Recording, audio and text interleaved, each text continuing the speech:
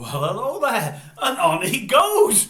The Schofield saga, it carries on for another day, and again, it's all over social media. Not that I follow it, but it's all over YouTube. I do follow that.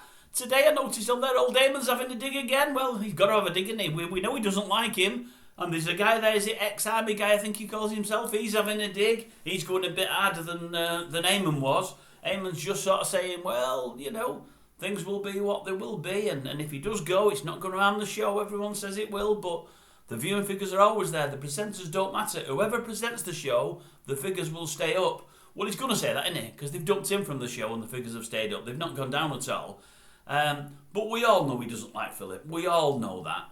You know, we had old Jim from Coronation Street on there last week, supposedly brought on to Dan Wooton's show to have a pop at Schofield, and it didn't go the way Dan Wooton wanted it to, did it? If you see my earlier video. But he did say he thinks the world of Eamonn. Eamonn's a straight batter, and Eamonn has told him that Philip Schofield isn't the nicest person in the world. And although he's been happy with Philip Schofield, he's inclined to take Eamonn's views. Now that's all well and good, but as I said at the time, I'm sure the day old Philip came out, I know it was on Eamonn and Ruth's show that day, I'm sure it was a Friday, but as I said, I'm pretty sure that as well as seeking solace from his partner Holly, and she was great there with a comforting arm around him, I'm sure Eamonn offered him the shoulder and got his head on his shoulder. I'm sure he did. And as I said at the time, well, I said last week, you don't do that to someone you don't like. No, you don't do that. And Eamonn, I don't know, is it a GB News thing where all the presenters are having a dig at him on a daily basis, softening him up for when the big gun, Dan Wooton, comes on later on in the day and really sticks the boot in. I think that's what it's all about. But as I say, I don't know, I'm a massive lover of Eamonn. I used to like him. He's done some good shows, and as a United fan like myself, I like that about him. But he has said some things over the last few years I've not been happy with, you know. I think he mentioned something. Was we on a coach? Was the United players on a coach going into Anfield?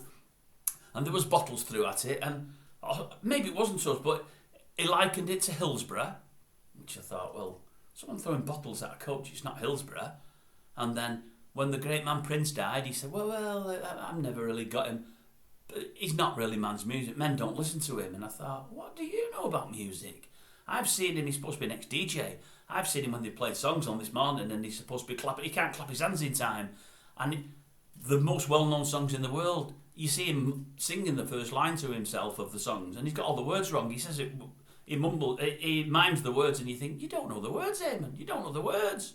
Anyway, I'm not so sure about him, and I used to like him, I'm not 100% sure. Oh, and let's forget, was it Anthea Turner? He stuck the boot in there, didn't he? Miss Princess Tippy Toes. If she doesn't go, I'm going, he told ITV execs a good few years ago, and she got the boot. Maybe rightly so, but he wasn't great with his co-presenter, was he? So maybe he shouldn't be calling Philip with Holly. Anyway, that's a different story. But as I say, so today he's on YouTube, old Eamonn, only 30 seconds of it, and then the ex-army guy does 2 or 3 minutes, 5 minutes, and he's on about super injunctions, and super injunctions close to being lifted on this rumoured person who Philip knew when he was underage and brought into the show, then moved on to Loose Women. Now he's left the TV station, and he's supposedly not allowed to say anything because of these super injunctions, but they will be lifted soon. If that's the case, the Sun and the Mirror et al, they'll be licking the lips, won't they? They'll be desperate for some more juicy stories, but, you know, all I will say is, it was 50-50 in my mind whether he turned up today to the gig, to the This Morning gig, and he did. He was there, and Ollie was there, I believe. I'm told they looked okay, they didn't look unhappy, maybe they didn't look happy, but not unhappy, and I'm told it went reasonably okay. So let's see what the next couple of weeks brings, but all I can say is, whatever they bring, they're definitely going to be in the media. We're going to be reading more and more and more about this show, and as I say, when is Dan Wooton on next? Is it tonight? I don't know. But if it is, no doubt it'll be on YouTube later. And no doubt I'll be looking in and seeing what's what. Just before you go, if you've seen one of my most watched videos, it was about last week's Dan Wooton show on GB News when he had the 3 guests on. It was an agent, I think Jonathan Shellett.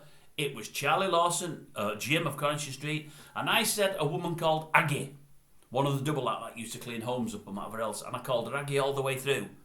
I must apologise. It was the other woman. It was Kim Woodburn. She was the one on the show at the end. She was the last panellist that Dan Wooton asked her views on. It was going really bad for Dan.